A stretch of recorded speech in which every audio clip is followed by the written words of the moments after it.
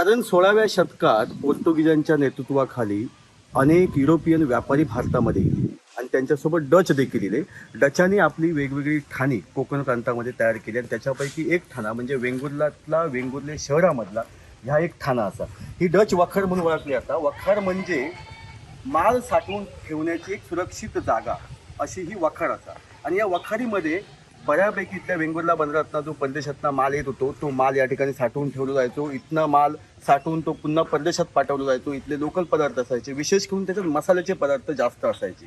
कारण ब्रिटिशांनी देखील आणि युरोपीय व्यापाऱ्यांनी देखील इथले मसाल्याचे पदार्थ परदेशात नेण्यासाठी जी समुद्रकिनारी भागात व्यवस्था निर्माण केली होती त्याच्यापैकी ही एक डच वखार. आता ही आतना बघता येता सध्याही कोसळलेली असा इमारत पूर्णपणे ढासळल्या केव्हाही कोसळू शकतं अशी हिची अवस्था असा, झाडा वाढलेली असत आणि ह्या अत्यंत धोकादायक अशी इमारत झालेली आहे. परंतु आतल्या भागामध्ये थोडीफार ही इमारत बघता येता. आतमध्ये जाणार जरी रिस्क असला तरी देखील थोडीशी खबरदारी घेऊन जर आपण गेलो तर ती आपण बघू शकतो.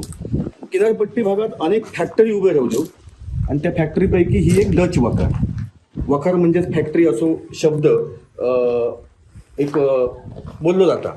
आणि साधारणतः डचांनी 1602 मध्ये पौर्वात्य देशांमधील व्यापार वृद्धीसाठी युनायटेड ईस्ट इंडिया कंपनीची स्थापना केल्याने आणि त्या कंपनीच्या माध्यमातून भारतामध्ये त्यांनी व्यापार वाढवल्याने आणि भारतामध्ये वेगवेगळ्या ठिकाणी आपले वखारी उभारल्याने कोकण प्रांतामध्ये एक साधारणतः वेंगुर्ल्यामध्ये आणि राजापूरमध्ये डच वखारी बघता येतात.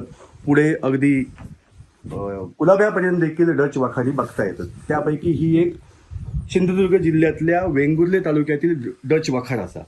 आपण बघू शकता आतमध्ये की फार इमारतीची भयंकर अशी दुरावस्था झालेली असा. कोणत्याही क्षणी म्हणजे ही इमारत कोसळू शकता. बरीच वर्ष या इमारतीची पडझड सुरू असा आणि या ठिकाणी त्याही अवस्थेमध्ये त्या इमारतीचे काही अवशेष आज आपल्या या ठिकाणी बघूक मिळतात.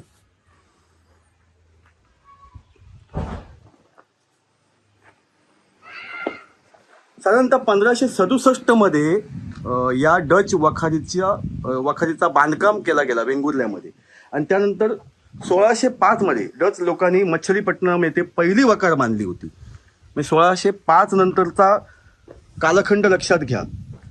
त्या 1605 मध्ये पहिली वखार बांधली आणि 1567 मध्ये त्यांनी वेंगुर्ल्यात एक छोटासा किल्ला बांधला होता आणि ही वखार बांधली होती. तर आज पडझड झालेल्या अवस्थेमध्ये फार प्राचीन असा हा ठेवा आहे. आपल्या कोकण प्रांतात वेगवेगळी सत्ता केंद्र होऊन गेलीत आणि त्याच्यापैकी हा एक सत्ता केंद्र होता डचांचा आणि त्या इकडे आपल्याला बघता येतात. या बाजूक देखील असे पूर्ण इमारतीचे भग्नावशेष बघूक मिळतात. फार भव्य दिव्यता ह्या इमारतीची या सगळ्या बांधकामातून बघता येतात. आपण बघू शकता किती रुंद अशा भिंती ह्या वखारीचे होते. बघा इथे बघाल तुम्ही की अत्यंत वेगळ्या प्रकारची वास्तुशैली या वखारीची होती आणि तिचं बांधकाम देखील अत्यंत मजबूत असा केला गेला होता. मध्ये इमारत, चारी बाजू तटबंदी म्हणजे बाजूत सुद्धा तटबंदी बघता येतात आणि पूर्ण ही इमारत ह्या अशा झाडांनी वेढलेली आहे. वड असतात, पिंपळ असतात, पायर असतात, कोकणातली जी पारंपरिक झाडं अशा झाडांनी ही पूर्ण इमारत वेढल्याने आणि आज इमारतीची अत्यंत वाईट अशी अवस्था झालेली असते.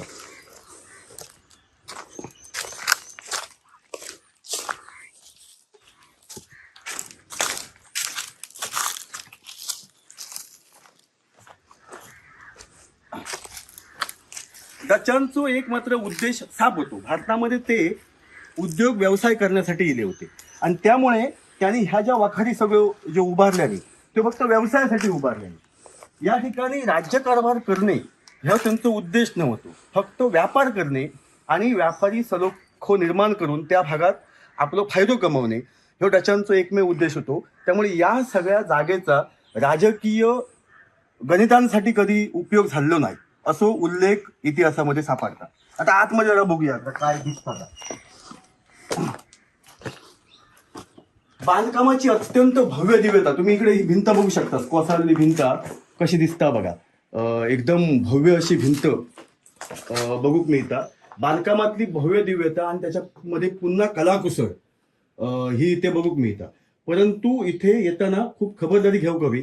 कोणत्याही क्षणी कोसळू शकता असं बघू. तुम्ही बघाल इकडे या दरवाजाच्या वरती बघा की कसा कोसळा शकता तो म्हणजे बांधकाम. त्यामुळे काळजी घ्या इथे कधी लागतं. आता वेंगुर्ल्यातली ही वखार उभारण्यासाठी डचांनी त्यावेळी विजापूरच्या सुलतानाकडनं परवानगी घेतली होती. म्हणजे या ठिकाणी विजापूरच्या सुलतानाची हुकूमत त्या काळात चालत होती. लक्षात घ्या. म्हणजे इतिहासाची पाना उलगडताना ह्या सगळ्या गोष्टी आपल्या बघता येतं.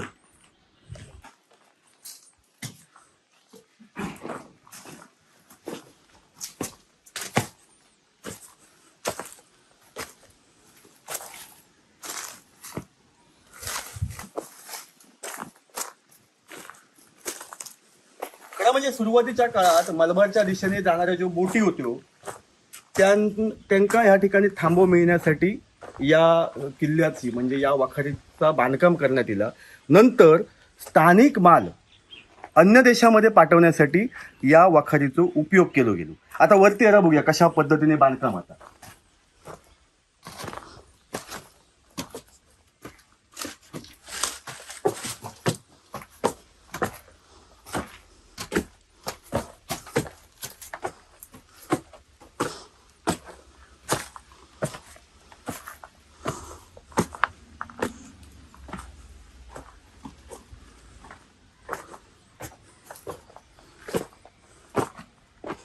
अशा पद्धती झाडा मोठमोठी या ठिकाणी वाढलेली असत.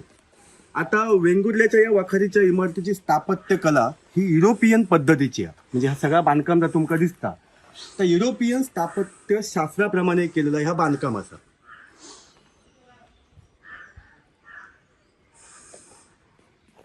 तर अशा पद्धतीचं ही वेंगुर्ल्यातली वखार डचांच्या नावाने ओळखली जातात. असं ह्यो एक ऐतिहासिक ठेव आपल्या वेंगुर्ल्यामध्ये हा. मात्र तो भग्नावस्थेमध्ये हा. या ठेव्याचा जतन करण्यासाठी शासन स्तरावर प्रयत्न झाले नाही असं नाही, परंतु गांभीर्य मात्र कोणाकच नाही.